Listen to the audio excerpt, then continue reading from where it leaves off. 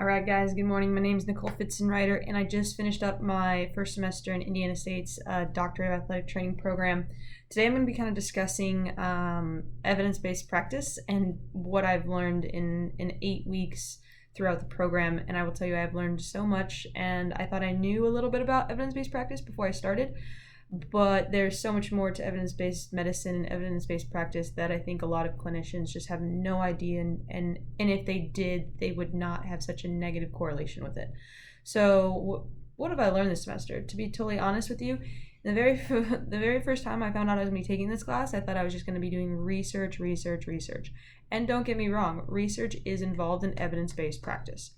It is one of the 3 domains. However, the other 2 domains are going to be clinical expertise. So whoever the clinician is that you're working with, or the patient is working with, what are their strengths? What do they know? But think about when we and I think within athletic training, there's not very many clinical expertise because it takes about 10,000 hours before you're a clinical expert. We can kind of reframe that and to think about clinical experiences. But again, do not get that confused with expertise. Now, somebody that's been doing this for over 30 years, they will probably have that clinical expertise. But again, in specifically athletic training, we as athletic trainers have such a wide range of skills that we need to obtain 10,000 hours per that skill. So think about that, because it's not just 10,000 hours of being an athletic trainer. It's 10,000 hours of each specific skill we have.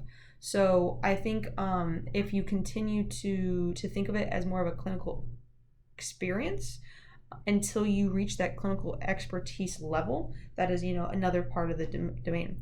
And then the other third part of evidence-based practice is patient values. We sometimes as clinicians just go, what do I know? What have I done in the past? And did it work? And that's what I'm going to do again.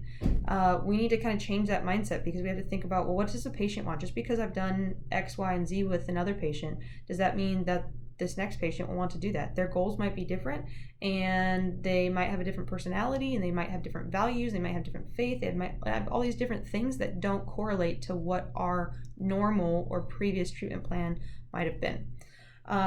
So kind of going off of that, again, those 3 domains of evidence-based practice is going to be a mixture of the clinical expertise, patient values and their preferences, and then whatever the best research available that there is. Within my setting, I've actually currently just used this yesterday. I got back and from DAT weekend, which was amazing weekend, and learned so much and grew so much, and it was such an amazing way to wrap up this semester. But I actually did my clinical bottom line paper on autograft choices for ACL reconstruction, and I had a patient that had come in that had just found out he had torn his ACL, and he actually talked to me about it. And I was able to, again, I first kind of told him what the research showed, but I also wanted to really talk to him about what his goals were, because he's a little bit older of a gentleman and he's got 2 younger kids. And we talked about kind of the fact that with, I won't go too much into it, but based on what his goals were and what he wanted to be able to do, that maybe one graft choice might be better than the other. And then I also talked about that when he goes to see the surgeon, he really should talk to the surgeon, who again is going to be in that clinical expertise or clinical experience level, that what does that surgeon like to perform? Does he feel more confident in one surgery over the other? To be honest, I don't think that he will, just because I think he's done so many of them. But again, I wanted to explain to him that it's a mixture of those 3 things: what the science is showing, what the surgeon really likes to do, and what the surgeon feels confident in, and then number 3, what the patient really wants. Because I think depending on what his goals were, his graft choice really could change. So we kind of talked about the pros and cons of each, and I told him to kind of really think about it and to let me know if he had any more questions. So again, I think if I would have thought back to the very first semester, I would have been, well, what's the research say? The research says this, then that's what you need to do, because that's what I just thought evidence-based practice was. What do I still have questions about? I'm pretty lucky in the military setting that I have access to a lot of the articles, and I did not know that until I was on my computer at work, and I have a specific card, and it allows me to have access, and I was able to find so much more information that I wasn't able to find when I was kind of just researching on my own at home. So I'm just wondering, like, how do other clinicians that don't have the privilege or the access that I do, how can they research these articles? Because it's definitely difficult. You can only read an abstract. An abstract is important, don't get me wrong, but it's not the big picture. So I feel like if there was easier access to obtain evidence-based, or scientific research, I feel like this negative correlation of what EBP is would be completely different. Because I think, you would be like, oh, you're really interested in something, you would search it, and then you can't get the article, and you're like, oh. So I just feel like I wonder, how, and I understand authors need to get paid and publications and things like that. And I just wonder if there's a specific way that maybe we can help with that, because I feel like there would be such a positive and better impact with our patient-centered care if we had access to these articles. And then what am I most proud of during the semester? First of all, I did it. That's really cool, right? I mean, this is my first semester. I was nervous going into it. We always talk about time, and it was like super stressful. And now that I'm wrapping up, you can see like the smile on my face. Like I did it with my cohort. I did it with my professors. Like it was a total joint effort. And that's, I think, what athletic training is all about, right? Because it's not just about the athletic trainer. We work with a team of people, and that's really what I'm really proud of. I'm really proud of that in my profession.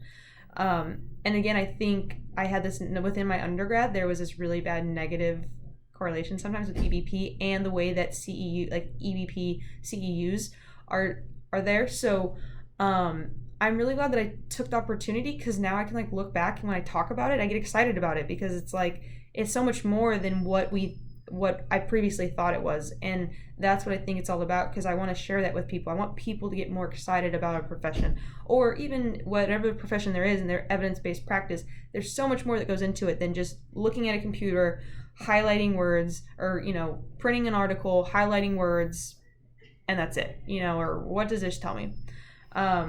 So that's really amazing, and I'm super excited just how much this program has helped me grow already.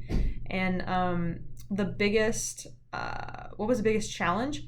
Synthesizing research. I've never really read research, and I think it goes back to the idea that it takes time, right?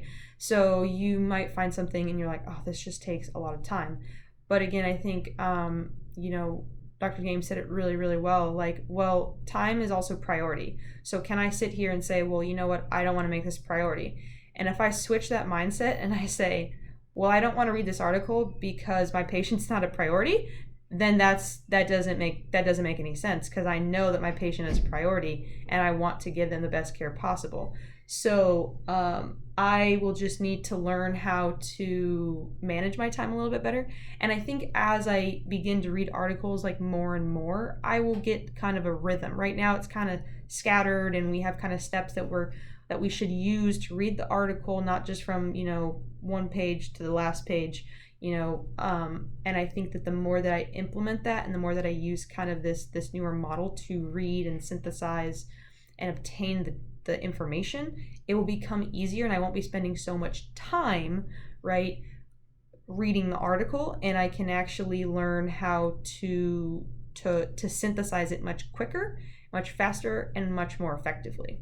So to kind of just wrap that all up, like I said, evidence-based practice, if you have this negative experience with it, I totally understand, because I did too. So feel free to reach out to me at any point, because I'd love to talk to you about it, because I'm more passionate about it now, because it's not what I thought it was. And I really feel like if clinicians understood and they grasped the idea of what it's about, the way that they help their patients would drastically improve. And I'm just really excited to continue to learn in this program. And that's it. All right. Well, you guys, congratulations. Congratulations to everyone that finished their first DAT weekend. And I'm looking forward to learning more. And we will go from there. All right. Have a good day.